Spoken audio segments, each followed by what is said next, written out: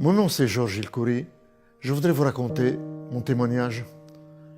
Je suis né d'une famille pauvre au Liban il y a 84 ans. C'est ça. J'ai 84 ans. Et tout ce que je voulais de la vie, je voulais être heureux. Comme chaque personne qui m'écoute. Vous voulez être heureux dans cette vie. Et c'est ce que je voulais, être heureux. Et je pensais que pour être heureux, il faut avoir de l'argent, beaucoup d'argent. Il faut devenir puissant. Et il faut goûter à tous les plaisirs de la vie. Et je pensais que le meilleur plaisir était le plaisir des relations sexuelles. Alors comme je m'étais marié jeune, au Liban, et j'ai eu quatre enfants, mais je tenais absolument à être heureux. Alors que faire? Vous savez qu'est-ce que j'ai fait? J'ai quitté mes enfants, j'ai abandonné mes 4 enfants petits. J'ai quitté ma femme, j'ai quitté le Liban et j'ai divorcé.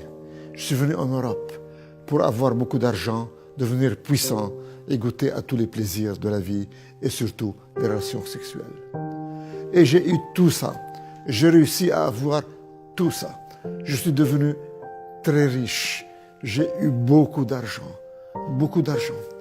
Et je suis devenu puissant. J'ai fondé 5 banques dans le monde. 5 banques.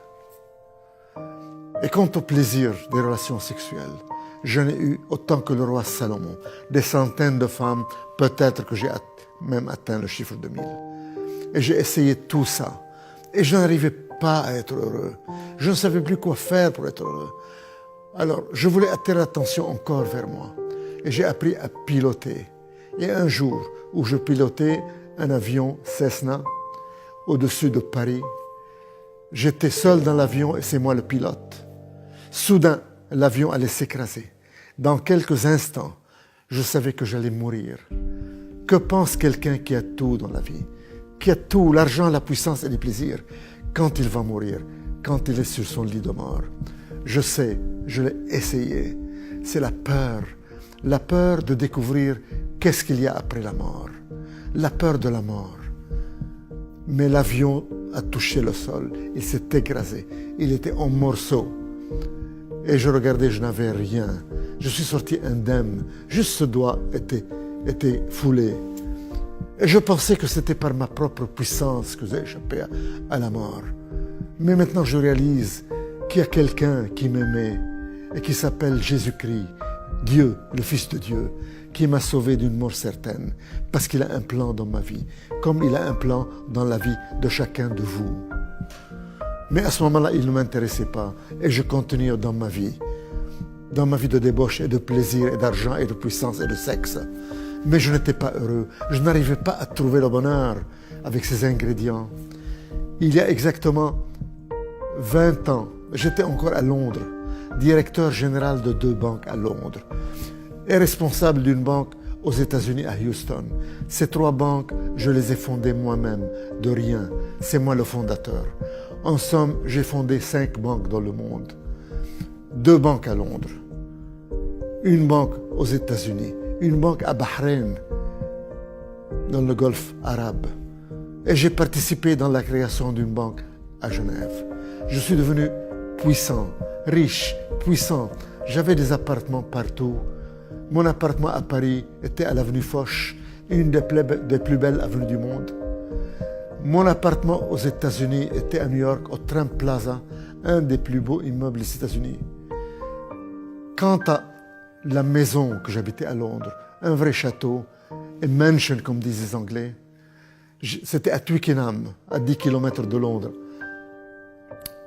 Et j'avais un jardin aussi grand qu'un terrain de football. Le fleuve la Tamise bordait mon jardin. Donc dans mon jardin, je regardais les bateaux passer dans la Tamise. Et je pouvais ancrer un bateau au bord de mon jardin comme on gare sa voiture dans un garage. Voilà le genre de luxe que je vivais. Pour aller chez ma copine américaine, je prenais l'avion Concorde de Londres à New York. J'allais souvent et quand l'avion atterrissait à l'aéroport John Kennedy de New York, il y aurait un hélicoptère qui m'attendait. Je descendais de l'avion, je prenais l'hélicoptère et l'hélicoptère m'amenait juste devant mon appartement au Trump Plaza à New York. Voilà le luxe dans lequel je vivais. Je vous donne encore un exemple de luxe. Le premier ministre du Royaume-Uni, il s'appelait John Major. Il m'invitait à un banquet annuel de banquiers, pour un dîner pour des banquiers. Et je me rappelle, je recevais l'invitation et je déclinais l'invitation du Premier ministre. Je n'étais pas intéressé par le Premier ministre, je n'étais intéressé que pour moi-même, par mon plaisir, par mon argent, par mon luxe. Tout ça pour être heureux, mais je n'étais pas heureux. Je n'arrivais pas à trouver ce bonheur. Il y a beaucoup d'hommes d'affaires qui nous écoutent. Et je leur dis, ou des femmes d'affaires, vous savez de quoi je parle, vous avez tout, l'argent, la puissance, les plaisirs, mais vous n'êtes pas heureux. Il y a un vide ici que vous n'arrivez pas à remplir avec la puissance et l'argent et le sexe. Et vous cherchez et vous ne trouvez pas. Moi j'ai trouvé avec quoi je dois remplir ce vide. En somme, ce n'est pas quoi, ce n'est pas quelque chose, c'est quelqu'un. Et son nom est Jésus-Christ. C'est lui seul, quand il vient dans votre vie, il vient et vous comble ce vide et vous donne la joie et la paix et la satisfaction. Quant à moi, à ce moment-là, il ne m'intéressait pas et je cherchais toujours à être heureux par l'argent, par la puissance, par les relations sexuelles. Mais un jour, chers téléspectateurs, j'ai eu un gros problème. J'étais sujet à un chantage terrible. J'étais sujet à un chantage par une femme qui voulait me détruire, qui m'accusait de harcèlement sexuel et qui allait tout dévoiler. Et j'allais tout perdre, ma position, mes rentrées, mes femmes, mes copines, tout était perdu. Ça aurait été un scandale à Londres. J'étais patron de 2 banques à Londres, un homme connu, un grand financier. Et le scandale aurait éclaté le lendemain et j'aurais tout perdu. Et quelqu'un m'a parlé de Jésus-Christ qui peut résoudre mon problème. Et j'ai crié, Jésus-Christ, si vraiment tu es le Fils de Dieu, si vraiment tu es Dieu, résous mon problème ce soir et moi je changerai de vie et j'abandonnerai cette vie de débauche. Et je te promets, si tu résous mon problème, je n'aurai plus de relations sexuelles en dehors du mariage. Chers téléspectateurs, à l'instant même, le problème a été résolu, le chantage a disparu et le problème est parti complètement. Et c'est ce grand homme d'affaires, ce grand financier, ce grand homme orgueilleux a fléchi ses genoux. Et je suis tombé à genoux et j'ai crié, Jésus-Christ, qui es-tu? Tu es vraiment Dieu, tu es vraiment le Fils de Dieu.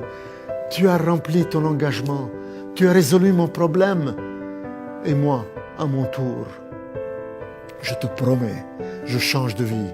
Plus de sexe en dehors du mariage. Et je veux te connaître, je veux te suivre. Et la personne qui m'a présenté Jésus, qui m'a parlé de lui, a mis sa main sur ma tête et m'a conduit dans la prière du salut. Je suis tombé à genoux, plein de misère, plein de problèmes, plein de lourdeur, plein de maux, le chantage, les péchés. Et je me suis relevé. Tous les problèmes ont disparu, toute l'angoisse a disparu, toute la lourdeur a disparu. Et j'ai senti une joie et un bonheur m'envahir.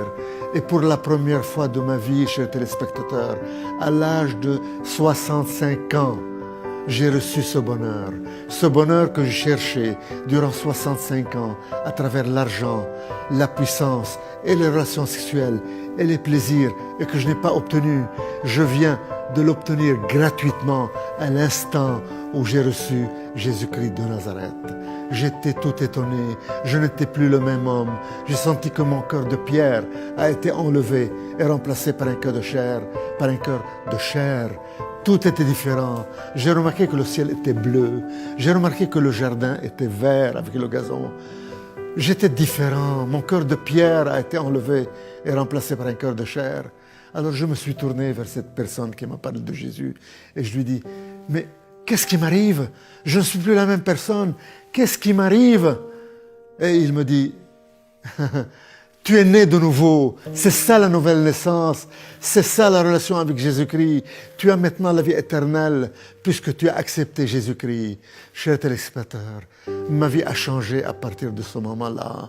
Et je suis devenu un homme différent. Je ne peux plus mentir. Je ne peux plus tricher. Je ne peux plus que faire du bien. Et j'ai voulu à ce moment-là me marier pour avoir une vie en règle, pour avoir des relations sexuelles dans le mariage. Et j'ai supplié le Seigneur pour qu'il me montre qui il veut que j'épouse. Et je voulais que j'épouse une de mes anciennes amies. Mais dans un moment de désespoir où j'ai crié « Seigneur, il me faut une femme, trouve-moi une femme », je lui ai dit « Je vais ouvrir maintenant la Bible et montre-moi dans ta parole, dans la Bible, qui tu vas me donner comme épouse ?» Et j'ouvre la Bible et je tombe sur Malachie 2,14 et je commence à lire. Vous dites pourquoi ? Parce que le Seigneur a été témoin entre toi et la femme de ta jeunesse que tu as trahi. Et le Seigneur a été témoin de votre mariage. Et il ajoute, ne trahissez pas la femme de votre jeunesse, car moi, le Seigneur, le Dieu d'Israël, je hais les divorces. Et j'entends au fond de mon cœur, retourne à la femme de ta jeunesse, la mère de tes 4 enfants, que tu as abandonnée et divorcée il y a 31 ans. Chers téléspectateurs, après 31 ans de divorce et de séparation avec la mère de mes 4 enfants, j'ai obéi Dieu et je suis retourné à ma femme, à la mère de mes 4 enfants, à la femme de ma jeunesse, et je l'ai épousée après 31 ans de séparation et de divorce. Voilà ce que le Seigneur a fait dans mon cœur et le travail qu'il a effectué dans mon cœur.